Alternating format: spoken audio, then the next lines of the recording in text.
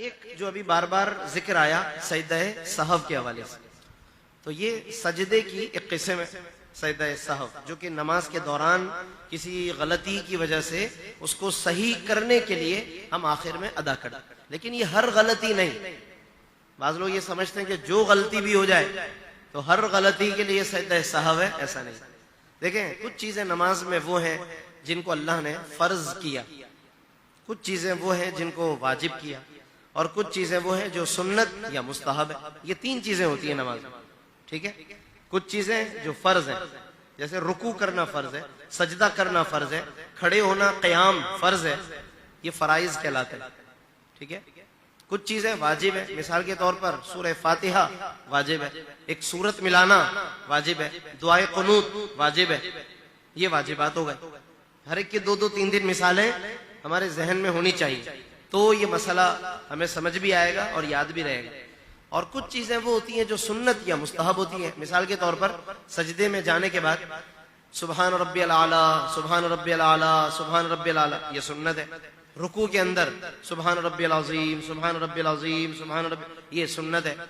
ये सारी सुन्नतें कहलाती हैं। इसी तरह उठते बैठते जो नमाज में हम आ रहे हैं जा रहे हैं, सजदे में अल्लाहु अकबर जुबान से, ये सुन्नतें हैं सारी। जुबान से अल्लाहु अकबर दौराने नमाज जो हो रहा है, पहला वाला नहीं, पहला वाला तो फराइज में आता है, शर्त भी है, फर्ज भी है। बिल्कुल शुरू वाला वो नहीं। बाद के जितने भी हैं, समी अल्लाहु लिमन हमिदा, रब्बना लकल हम्द, अल्लाहु अकबर, अल्लाहु अकबर, अल्लाहु अकबर, सब सुन्नत है। इसी तरह रुकू के अंदर तस्बीह, सुभान रब्बिल अज़ीम, सजदे की तस्बीह, सब सुन्नत है। ठीक हो गया। तो कुछ चीजें फर्ज हैं, कुछ चीजें वाजिब हैं, कुछ चीजें सुन्नत या मुस्तहब।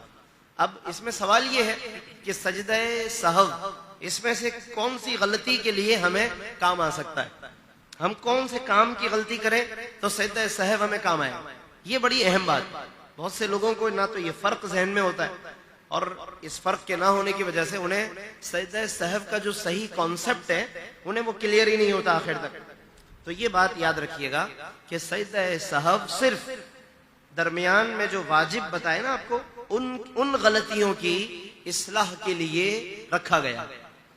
फर्ज में अगर गलती हो गई, जो पहला नंबर है फर्ज, रुकू ही छोड़ दिया किसी ने, सजदा ही नहीं किया, दो सजदे करने थे एक रकत में, उसने एक ही सजदा किया, तो फर्ज रह गया ना।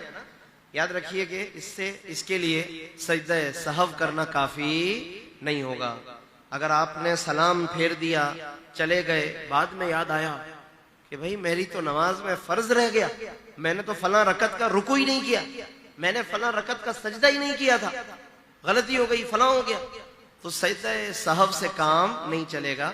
दौराने नमाज भी अगर किसी को याद आया तो सजदा सहव नहीं, बल्कि उसको वो रुकू या वो सजदे की तरफ लौट कर वो अदा करके फिर जहां से कंटिन्यू करना है वो कंटिन्यू करें। और चूंकि तरतीब आगे पीछे हुई तो सजदा सहव अब आखिर में करेंगे। और अगर आपने वो रुकू या सजदा जो रह गया वो नहीं किया तो बहरहाल नमाज दोबारा अदा करनी पड़ेगी। फराइज का कायदा यही है कि अगर वो अदा नहीं किया तो सजदा सहव से काम नहीं बनेगा, वो नमाज आपको दोबारा अदा करनी पड़ेगी।